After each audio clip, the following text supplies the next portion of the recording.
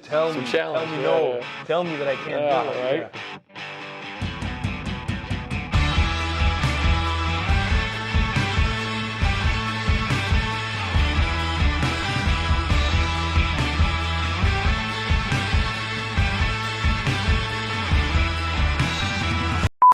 So we're back again, the Unsocial Show. I'm sitting here with Jesse Isaacs, who is a martial artist. Yeah.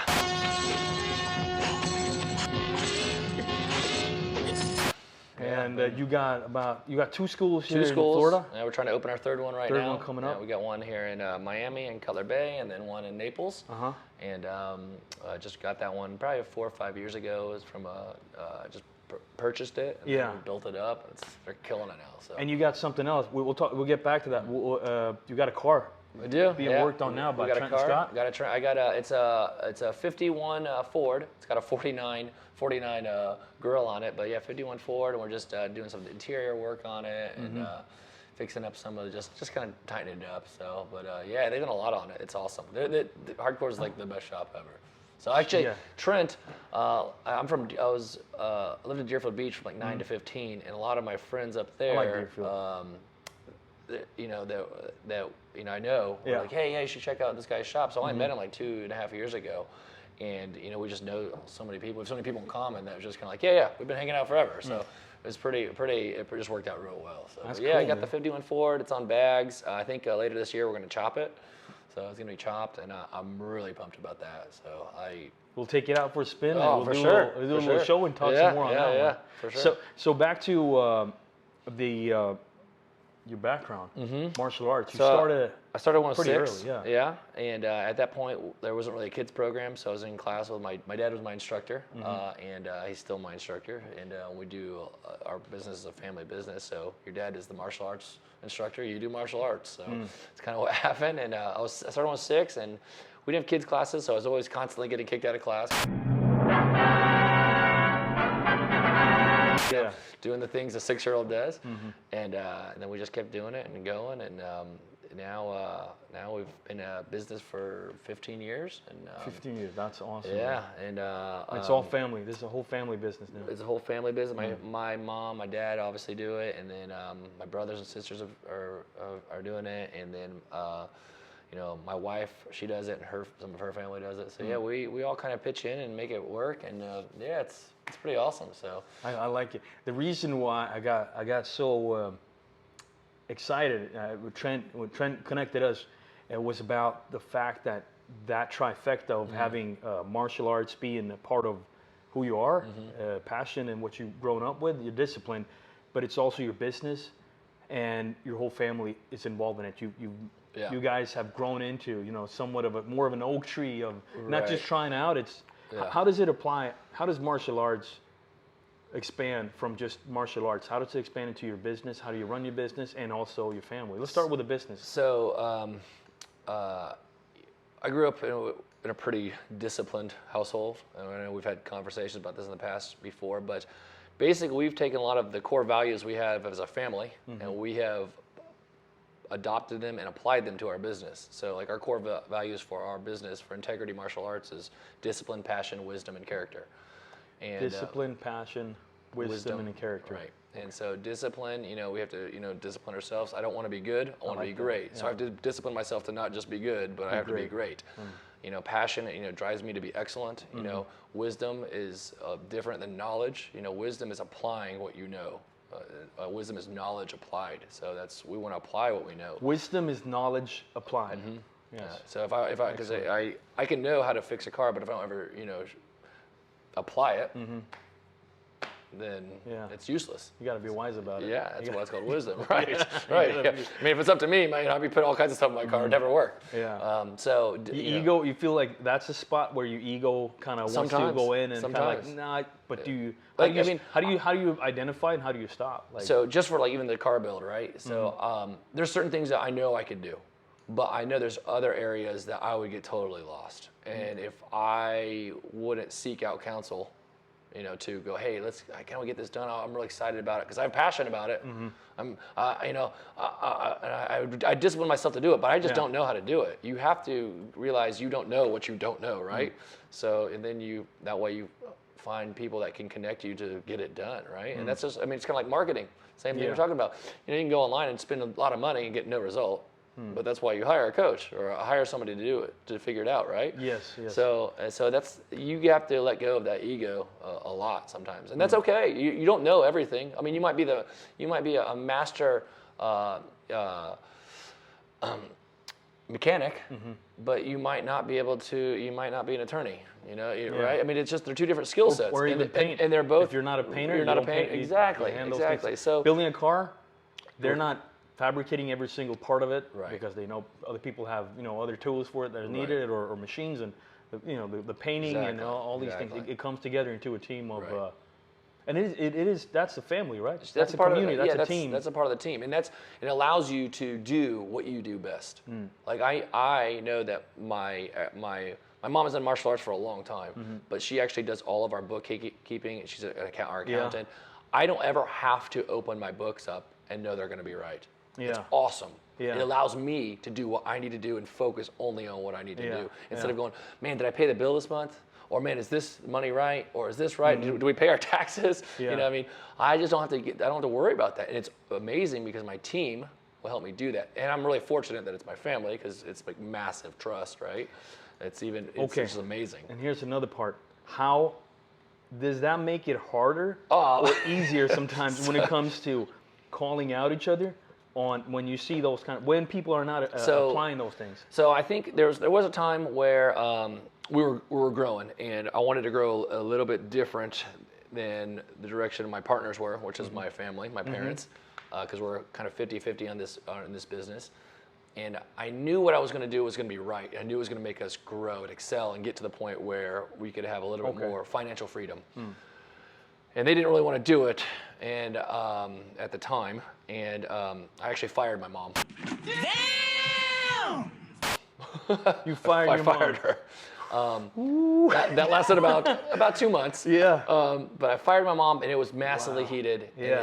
But they realized that I had passion about what I was doing. They saw the discipline that was going in the direction I was going. So it wasn't just, hey, I'm firing you because you're my mom, and I feel like I'm on an ego trip.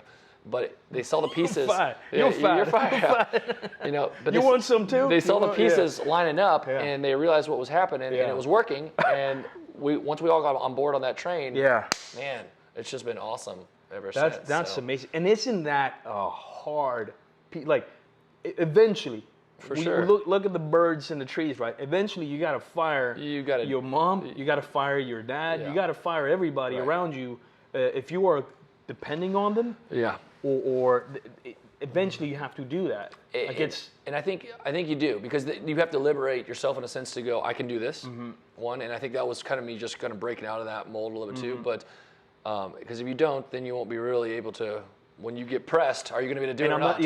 And not saying you have to push them away or say no, but to when you get pressed, are you going to be able to do it without going, hey, mom, dad? It's like a safety blanket, and we had to kind of cut that out. I can do this better, and you know that. Then, and it's kind of like if you have those crutches, and somebody is the crutch, or they're doing that, where you actually are saying, no, I have to do this. I'm doing this. I'm going to fly on my own. And you prove that. Look, I'm flying. And that kind of came down to our core values too. They saw the discipline and passion that I was having, but now they also saw the wisdom in me coming back, going, okay, I know I need you, and I need you to be in this role and not in this role, and I need you also to give me guidance on my role too, because you are my mom and you are my dad. So I need that I need that mentorship, right? And so there was wisdom there to go kind of figure out, you know, hey, we need to go this direction. I need your help on what you think. Now that I've changed so much of this structure, I need your idea on what you think what this looks like. What an interesting situation. Right. So for sure, man. So then the last pillar comes down to character. You know, I believe, our character is where, integrity meets our discipline. Discipline meets our integrity. When those things collide, that's kind of the character of a person. So, if they have the discipline to do it, they have the integrity to do it the right way, you'll see what kind of character that person has. So that's kind of our core values, kind of as a family, but that's kind of transpired into our business. Yeah. And we've clarified it a lot more than, because families don't go, what's our core value as a family? What's our mission statement? No family does that, right? Yeah. That's gotta be crazy, right? No, yeah, right?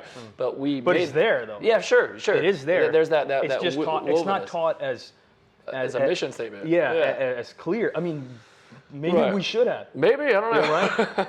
If you're a band of outlaws, if you're a take no prisoners. Yeah. You have those. We used to see that a lot more. This was the family motto. Yeah. Do we have family mottos anymore? Like the family crest. Yeah. Do we have those things anymore? Like Scott, you have your family crest, and they have a saying, "Go without fear," or whatever, whatever it is, right? So maybe we should. That's kind of a neat idea. I didn't even think about isn't that what integrity kind of is? Yeah. It is the crest. It is the family motto. It is in there. So we just and that is reflecting on. It's we need more family mottos. Maybe we need more crests. Maybe. Yeah. So like we're. It's been pretty cool. So that's kind of like the structure of our business, and then a lot of people are drawn to that. They want, because they either need those things, or they want their family their kids to have those things, or family to have those things. I think if you're grown up alone, if you don't have a family, if you got a lot of people got messed up, including myself, come from that kind of like upbringing. That is, you're not gonna find family mottos or crests in those kind. You can find a way back, but. In these modern times where people are separating, running on their own, they are not holding together in that sense, because I think various reasons. Yeah, and aren't people looking for that more now? Sure. I mean, what as creative as we're talking about being, and I mean, people still, no matter what kind of person it is. I mean, people still crave structure. Mm-hmm. People still, they say they don't want to be disciplined, but we were talking about that earlier too. People still crave discipline. You have to have discipline. If we don't have any lines on the road, how are you going to know where to drive? If you don't want discipline, you don't have any goals. You don't have any. You don't have a destination. You're not going to go. You don't need the road if you don't have a destination, because you're going to be driving in circles, or running into trees, or in the mud, and you're happy there. I mean, run by somebody else. Or run by somebody else. Yeah. So, and I can't think of anything more liberating, more punk rock or more rock and roll than being in charge of your own ship. I mean, it's massive. Right there, Johnny, on the spot, right there. When it comes to, and this is where we might have grown up in that kind of environment in 80s, 90s, and there was such a defiance. Sure. That was kind of built coming out of the 80s, I think. And you had punk, you started getting to punk rock, then you had metal, and it got heavier and it got more defined. Even black metal, it's all defiance to the systems that are put in place. But then what happens is you've seen these cultures and subcultures grow up they were following defiance. Right. But that became a constant thing, to constantly burn down and crush all the defiance, but not building up your own. But where did you want to go? Right. Now, what were you going to replace that with? Right. So you see these big groups of people and cultures where they don't know where to go. Right. They can only stay in that glorious days of youth, of defiance, and it gets hard. It does. You got to ask those questions of, well, why did I want to break that down? What's next? To build up what? Yeah. What's next? I mean, if I don't like the system, just tearing it down is not going to fix it. No. You got to replace it with something. And even if you say you're going to replace it with anarchy, that's not going to work. It's just not. No. It's just not, because it's going to be I think crazy. It works in a way of tribalism. Sure. Could work where if there's a bunch of, it's not anarchy. I'm not a big fan of anarchy. Sure. I believe in individual freedom. I agree. But if you're gonna take something down, systems you have to build something else. Something is going to take its place. Yeah. No matter what, right? It just is. That's how it's going to go. So applying on discipline on a daily basis in whatever you do, and finding something to. And we were kind of talking about this a little bit the other day too. I mean, when we talk about one of our core pillars for our business is discipline. I mean, you have to discipline. And that's like one of those things, especially in the creative community, passionate community. artist community. You don't want to hear that. You hear that, you're like, Jesus Christ! But this, to me, discipline can go with a creative person so well if you apply it like this. I mean, you just said this too. I don't want to be good. I want to be great. Yeah. If I'm going to be a great artist, if I'm going to create something and it's good, are you going to present that to the world? Do you really want to present that to the world? Could you do better? They're not. They're not presenting it to the world. So Yeah. I don't want to be good. I want to be great, but it takes a discipline to say no to being good. Like I don't want to be good at what I do. I want to be great at what I do, and I want the people that are around me to be great at what they're doing also. Because if I surround myself with that kind of environment, it'll push me to be great. Because they're going to go, that was really good. I mean, even for like when we're working on marketing or even merchandise for our own business, if somebody says, "Yeah, that one's pretty good," I toss it. Just toss it. It's a pretty good. And I go, why don't you like it? Yeah, where's the goosebumps? Yeah, it didn't make me go, I need to go, I love it. Yeah. That is great. I love that. That's it. Do it. Go now. If I don't do that, we don't do it. We just don't. If I don't feel that way about putting stuff up on the wall, if I go, yeah, that looks really good, take it down. I'll have a blank wall until I find what I want on the wall. You know, I mean, that's how you do it. It's not complicated. It's scary. It's scary if you don't have a discipline of just being able to put that standard and keep putting out. Just delete it, do it again. And I think a lot of people, because they're just so used to being, you just settling for what it is. And I don't think you have to do that. I think that's what we're just kind of going back to, tearing it down. Well, I didn't really want to work a 9 to 5. I don't think I could at this point. Like it would be massively painful for me to do. When I have to go to the airport at like 6 a.m. in the morning and I watch people sit in traffic, I have like a panic attack. And I have to do it I have to go to the airport a lot, but like it's not like every day, you know. So I couldn't do that. That's part of not having that clarity. Sure. From start, you're working for other people. You're doing these things. You got to get a job. You got to do a job, and then you start to I guess while you're trying to figure stuff out, you start to negotiate with others, with yourself. But man, that's why, like, I think it's fear-based. I think that's why you have to say no. I'm not going to accept that standard. To me, that kind of going back to like bringing it to music. I'm not going to accept that. But what's going to replace it? You have to come with something better. Yeah. I don't want to ride in the car every day. Okay, so I'm going to make a business, a job. I'm going to do what am I going to do to replace that so that I'm not good, I'm great. Yeah. Now, I think because if you just destroy and tear it all down, not everybody are. They're not going to see. Well, you're telling me if I can get a good life, I'll be happy. But you're telling yourself that. Exactly. So the great life is not for everybody. I don't think so. It is not, and I don't think it's meant to be. I don't think so either, because it takes a lot of discipline to get there. Yeah. And also you have to decide too. If just having more money is what you think is going to make your life great, you're going to be sorely mistaken. You wake up a day and it's empty. Yeah, it's empty, hollow. It's so hollow. I've done it myself. I've gone just for the money, get all that stuff in, and suddenly you sit in a situation where like, what am I doing? Yeah, massively now I have hollow. To start almost over again to go over and we remember what you loved. I did it with a buddy of mine. It was called. We created something called the Kentucky Treaty. Oh yeah. And we were driving up in a truck. He's a country musician. Buddy of mine. We had the first episode with him, W.D. Miller. We drove up. It was like in 16 hours, probably more, up to Louisville in Kentucky, and we talked about that. He was going all in. This was before we had kids even. He was going all in on music, and I was going all in on my business. I wasn't sure about music. Music was one thing, but I gotta start growing this. I need to take this serious so I can live the life. But then I'll do that later on. Right. I can live that life again once I have set this up. But we agreed right there that you can't leave one or the other. If you go full in on music, you still have to do this. Yeah. If you go full in on this, you still have to do that, what you love. Because one without the other, it's hollow. It's hollow. It's hollow. Yeah, for sure. And I think too, a lot of people, if I have more money, I'll be happy. And that's not true. That's not true. And then I'll say this is that if you can't learn to be content with what you have, you won't be happy with more. But at the other time, tell you this, with the same thing, I don't want to be complacent either. I want to always push myself. And we were talking about earlier, just pushing ourselves with competition or somebody pushing on me. The ego part, right? But ego is also a part of legacy and for sure, and making it so much more bigger than yourself. But it's for you want to have that. So you got to work and be great, so you can have so much more of that legacy forward. Sure. And I think people have to learn that contentment with what they do have, because that's where you learn to be happy. You will be happy with your family and your house and your car, but if you just dump a whole much more money on there, it ain't gonna do anything for you. No. You're just gonna have different problems. Yeah.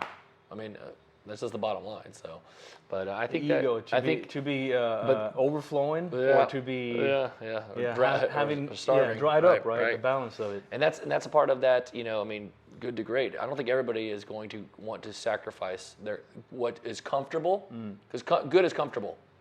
I'm happy here. Good is comfortable. It's complacent. To me, that's kind of a little complacent. I'm scared to death to be complacent. I don't want to be complacent. I mean, maybe that's why I got an old car, and it's not always comfortable to ride in. It's hot, stuff's breaking all the time. It falls apart.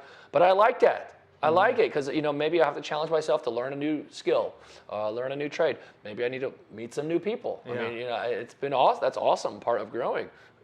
Maybe new opportunities come out of it. So, but a lot of people are good because they just want to stay comfortable. But I think greatness lies beyond that. And I think people, if they'll just say no to good sometimes, they'll have a greater opportunity present itself. Because good opportunities come all the time.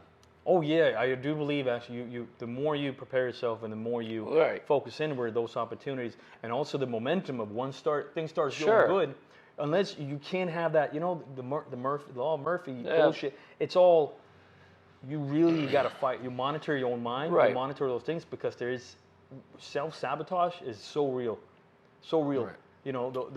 Whatever you got it from, but when you start doing good and you start to get to that level, it's never going to work out. It's not going to go, and you start setting yourself up for failure. You failed already. Right. You go into a fight like that, you go into a You're already thinking the wrong way. Right. Yeah. I'm going to get tired at this point. No. You're going to go through every single barrier you put up to yourself. But you have to train yourself. You have to train yourself to do that, for sure. Mentally be. I think, and since I do martial arts, I think physically hard training makes mentally tough people. Like, I love being pushed. I love when I'm to the point where I'm crying or throwing up or it hurts. It needs to hurt. And if it doesn't hurt, you're not changing yourself. You're not changing yourself. And when we physically push ourselves hard, we mentally expand. Like special forces. Why do you think their training is so hard? They have it has to be. They have to be mentally ready to go into that kind of service, right?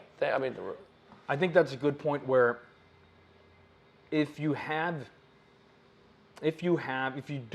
know or don't know where you're going, if you have a clear, line of sight to what you want to build or not, the importance of disciplining and training yourself is so key and crucial. Huge. And the earlier we start with understanding that, the body in motion stays in motion, and how the benefits from it, then everything else, once it clicks, be it from the start or you actually fall in love with the thing you're doing, or it's something new completely, having those things set in place is absolute key.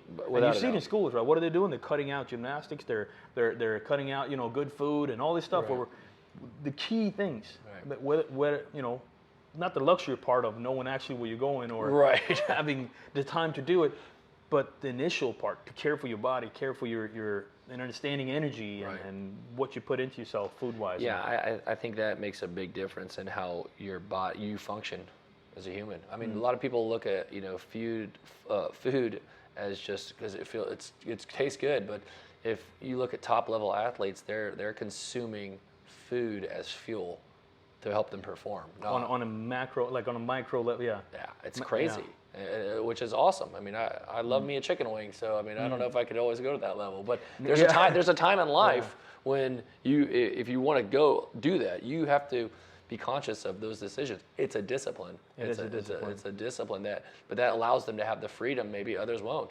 I mean, look at top level, like you look at like a Floyd Mayweather or McGregor or Usain Bolt, Michael Phelps, all these guys. They've sacrificed a lot to be in that spot.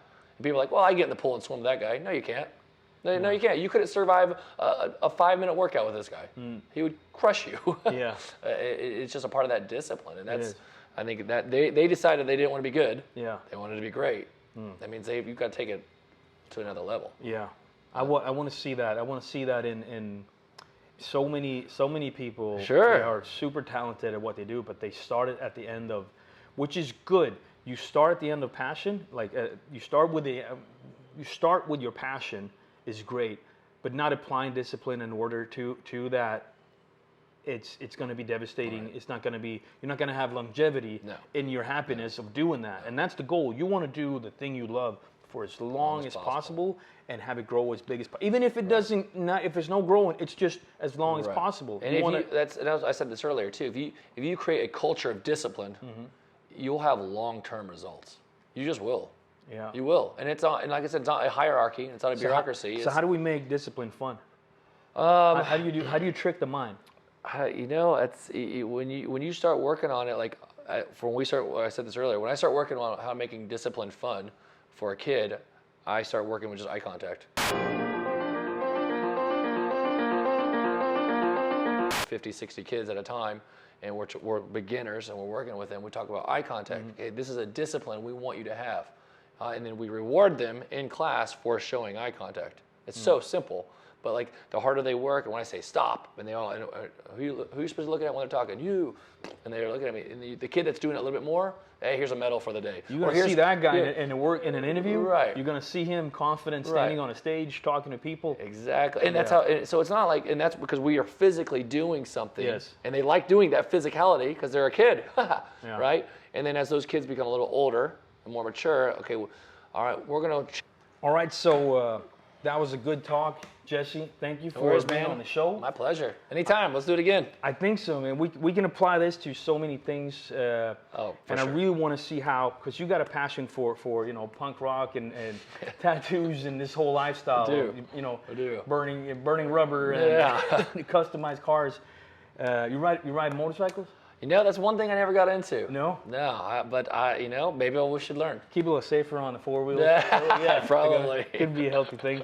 All right, well, let's get back to this soon again, man. For sure. Thank you. Great. No worries, brother.